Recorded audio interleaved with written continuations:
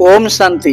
प्रजापिता ब्रह्मकुमारी ईश्वरीय विश्वविद्यालय मुख्य प्रशासिका राजयोगिनी दादी रतन मोहिनी गतता 8/4/2025 राति 1:30 रे परलोक हो जाइछि। मृत्यु बेलू 101 वर्ष होइतिला। से 1925 मसीहा मार्च 25 तारिख रे जन्मग्रहण करथिले। तांकर प्रकृत नाम लक्ष्मी थिला। तांकर मृत्यु खबर प्रचारित हेबा परे जातीय और अंतर्जातीय स्तर बहु धर्मजाजक राष्ट्रनेता ठारू आरंभ करी भारतर राष्ट्रपति प्रधानमंत्री राज्यर मुख्यमंत्री माने शोकवार्ता देइथिले। एही परिप्रेक्षी रे ओडिशार खोर्धा जिला जटणी सेवा केन्द्र ठारे एक श्रद्धांजलि सभा अनुष्ठित होइतिला। एही सभारे जटणीर विधायक मान्यवर विभूतिभूषण बलवंतराय, जटणी म्युनिसिपालिटी अध्यक्ष अनंत बेहेरा जोगदेवा सहित स्थानीय अंचलर बहु भाई भौणी माने जोग देइथिले। जटणी केन्द्रर मुख्य संचालिका ब्रह्मकुमारी ज्योति भौणी सभापतित्व करथिले। एही उत्सव को मलय भाई और अन्य माने परिचालना करथिले।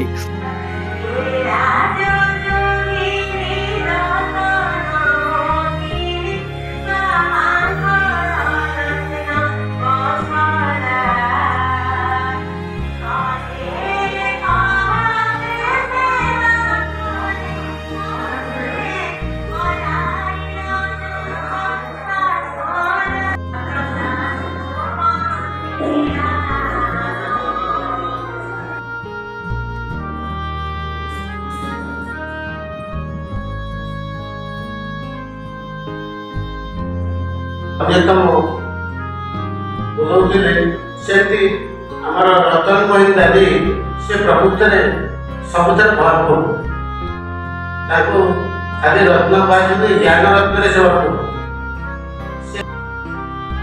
जांकर आमे आज श्राद्ध दिवस पालन करने पे बहुत भाई भौणी ब्राह्मण वर्ष माने एकत्रित होइछन्ति। एही धरिक मान बाबा मिलन ने बहुत सेवा भी करें।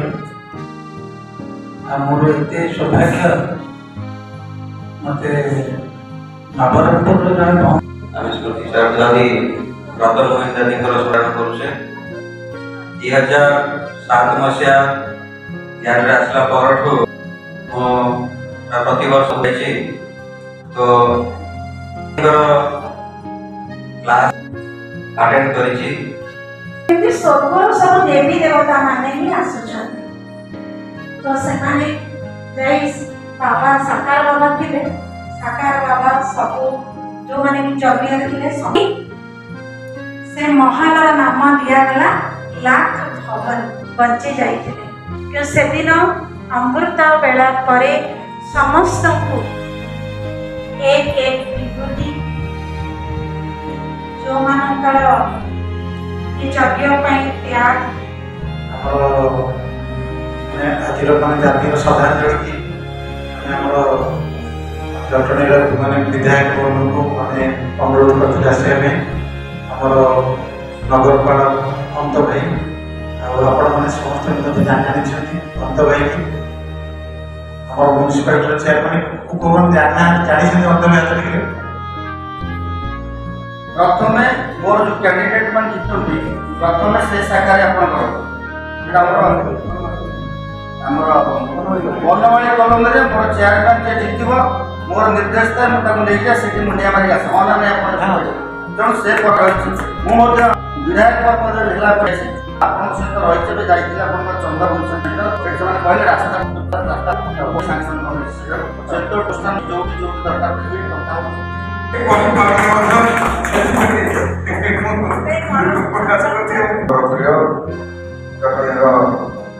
जो दरकार विधायक और नेता श्रीयुक्त विभूतिभूषण बलवंतराय एवं आम जटणी शांति अशोक भाई और सामने समस्त जटणी अच्छी म्युनिसिपालिटी समस्ते मताबला को आरम्भ कर चंद्र जिते शाखा अच्छी समस्ते भाई डाकती मलिया सहित ଏବଂ ସବୁ ବ୍ରାଞ୍ଚକୁ ମଣ୍ଡଳୀ ଆମର ହାଇଦ୍ରାବାଦ ସିନ୍ଧି ପ୍ରଦେଶରେ କରାଚିରେ ସେତେବେଳେ ଯୋଉ 9 ଜଣ ଦିଦି ଥିଲେ ମାନେ ଦାଦି ମାନେ ତ ପରେ ଦାଦି ହେଲେ ସେତେବେଳେ ସେମାନେ 12-14 ବର୍ଷ ଭିତରେ ଆସି ଓମ ମଣ୍ଡଳୀରେ ବ୍ରହ୍ମ ବାବାଙ୍କ ପାଖରେ ସେମାନେ ସବୁ ସମର୍ପିତ ହେଇଥିଲେ।